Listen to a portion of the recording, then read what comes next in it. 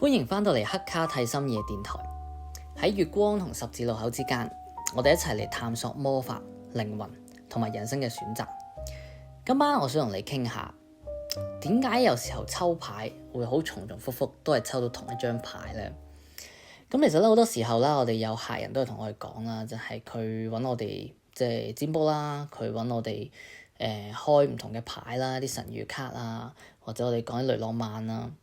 然後可能又去其他地方咧，又揾一啲即係相熟嘅巫師啊、相熟嘅占卜師咧，又去問翻一樣嘅問題，點解都可以抽到同一張牌嘅咧？或者係抽到好類似一個 message 咧？重重複複出現嘅牌咧，其實係巧合啊，其實係即係有啲心理暗示啊，定還是係宇宙真係好明確地即係俾一啲信息，即係自己咧俾信息大家咧。咁其實咧呢樣嘢係好有趣嘅，因為對我哋嚟講啦，其實我哋都經歷即係好多時候都係咁嘅。如果短時間內咧去問同一條問題或者類似嘅問題咧，你發覺出嚟嘅時候個結果係一樣嘅，佢唔一定係同一張牌。咁有時候同一張牌嘅，有時候佢係一啲好類似嘅牌，重重複複咧都係講緊同一樣嘅嘢。明明咧你已經問過同一條問題，再抽一次咧，佢又出翻同一張牌，甚至連續幾次都係咁樣嘅。咁所以呢樣嘢啦，其實係宇宙啦喺度提醒緊你，呢樣嘢好重要嘅。呢樣嘢其實呢段時間一樣即係最重要嘅事情啦。所以想你可以認真看待呢件事。宇宙啦，包括我哋講嘅指導靈啊、天使啊、神靈啊，用唔同嘅形式去展露俾你聽嘅。可以透過牌啦，亦都可以透過人去同你講啦，亦都可以係你碌即係可能 IG 啊、碌 Facebook 啊，睇到一啲信息係同你抽嘅牌一致。呢啲嘅嘢咧，其實係同步地去提醒你，去幫助你解決而家個即係困難嘅。咁到底點解會重複咧？即係點解抽嚟抽去都係嗰種牌，或者重重複複都係好似有嗰個 topic 嘅嘢出現咧？喺宇宙嚟講啦，其實佢當你發問嘅時候，佢好願意去幫助你。呢種幫助咧，其實係可以用唔同形式展現，好似啱所講。但係佢會用，只要你肯問咧，佢會用唔同嘅形式去話你知。尤其是如果你抽牌嘅話咧，係最明確地等你去 feel 到，等你去睇到，即係個答案係咩嘅。如果你發覺你唔明嘅時候咧，你好自然就會再去問啦。咁你再問咧，佢亦都會再俾答案你嘅。令到你可以真係即係好似同佢對話咁樣，同宇宙對話。宇宙就好似一個，你可以想像一個宇宙嘅父親啦，一個阿爸啦，一個阿媽啦。咁當你去問佢問題，佢就可以去即係幫助你，去俾佢指引你。如果你唔問佢問題嘅時候咧，好多時候咧佢唔出聲嘅，因為佢唔想影響你一啲即係做法、一啲睇法。你願意揾佢協助，咁佢就會願意去幫助你。幾時都係嘅，佢冇一個話你對佢好，所以佢先咁做，唔係嘅。你對佢好唔好咧，佢都會咁做嘅。即係宇宙係一個好大愛嘅一個存在嚟嘅。咁所以呢種重複咧，就係宇宙即係好似想像你一個宇宙嘅父親啦，就不斷俾提示你啦，不斷去幫助你，令到你可以即係得到個答案，然後去即係跟個答案去走。去到有一日咧，你真係明白一件事情啦，或者你已經過咗個 topic 咧，咁佢就會俾其他答案你噶啦。佢就唔會再去即係重複地講同一件事，反而咧喺我哋留意當中啦，其實我哋講個課題點樣先完結，就係當你處理完自己，即係就俾咗信息你處理咗自己嘅一啲即係課題，處理咗自己啲問題之後，你可以幫其他人去處理到類似嘅問題咧，而處理得成功咧，你就發覺呢件事情真係完啦。咁通常係點樣樣去展現出嚟嘅咧？其實好多時候啦，當佢去即係俾一啲 idea 你，跟住等你去真係去做，俾一啲方向你。你做完之後咧，過一段時間，通常會有一個人或者甚至多於一個人咧，去問你類似嘅問題應該點做嘅。咁嗰啲時候咧，你就去解答佢啦，去幫助佢啦。到佢都可以搞掂咗咧，呢件事情就叫完啦。永遠都係嘅，你學完之後你都要去做噶嘛，你要實踐噶嘛，你實踐完都成功，你就可以教人啦。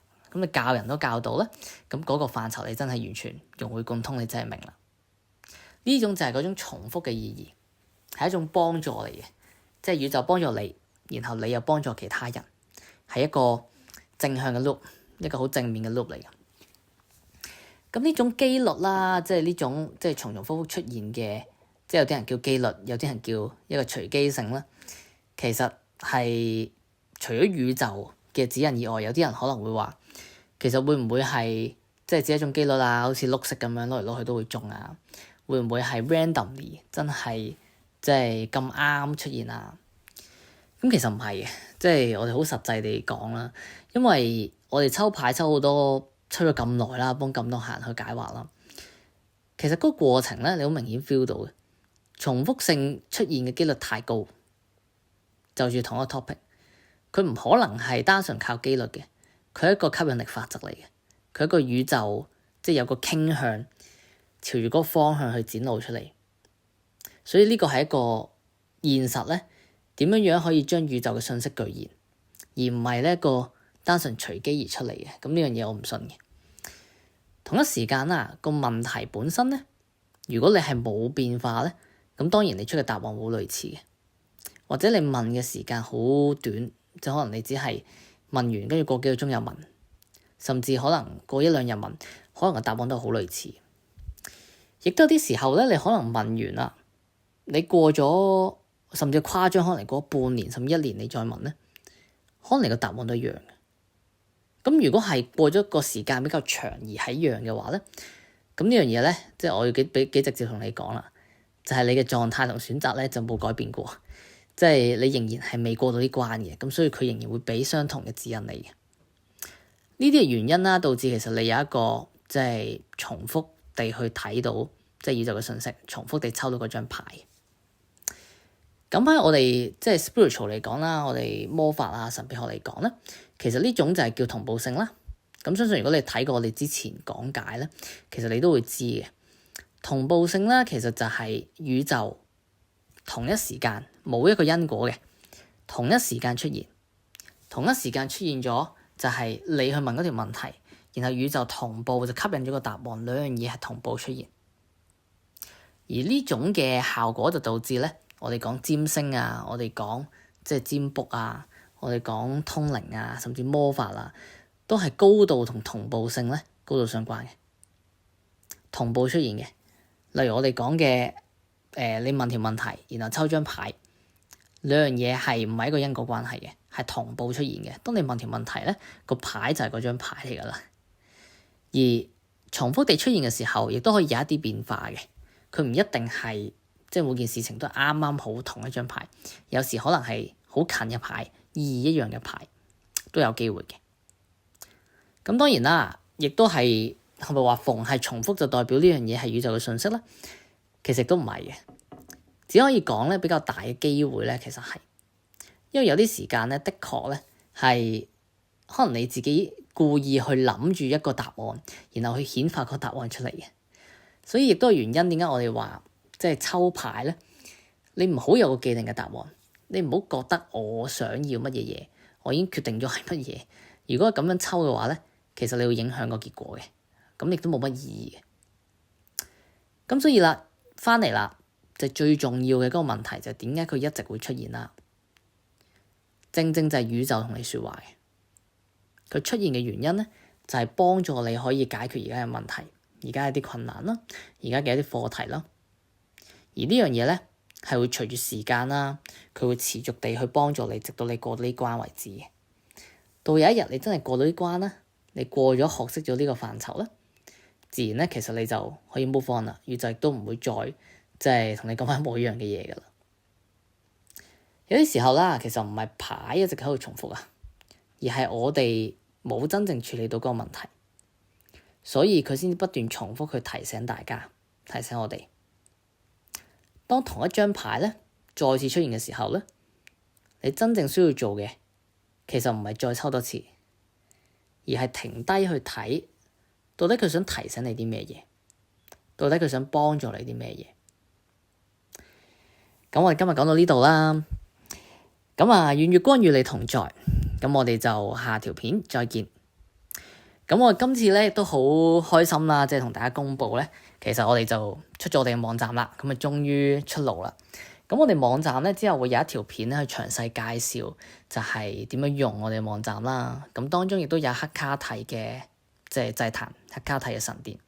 咁大家見啦，其實即係呢段時間點解好似上兩個禮拜我哋冇出到片咧？咁其實最大原因因為我哋主力喺度即係希望處理埋即係我哋嘅網站。咁而家網站正式出爐啦。咁啊，我哋嘅網站裏面咧，黑卡蒂嘅祭壇咁有我哋講嘅神諭嘅指引啦，可以領取神諭指引，亦都有咧去祈願嘅，大家可以喺上面進行祈願。